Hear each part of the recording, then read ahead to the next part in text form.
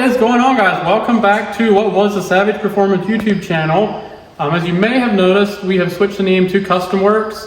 Custom Works is a new brand that I have been starting here the last few months, and we're working on incorporating all our social media into the Custom Works branding.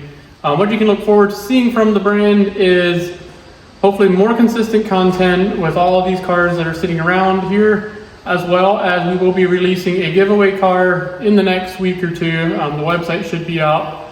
Merch will be available, as well as entries for either parts purchased through my shop, builds that are done through my shop. All that will go towards entries for the giveaway that we'll be dropping.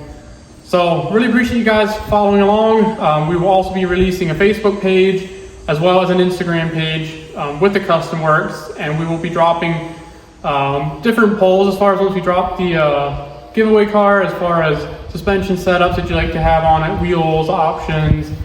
Possibly, if there's enough of interest, we hope to do a mildly built engine turbo upgrade on the car as well. So all that stuff, the details and stuff, will either be on our YouTube channel or on the Instagram or on Facebook, or a combination of them all. But for now, hopefully you'll stick around and see where Custom Works will end up going, and hopefully we can keep the fun content coming.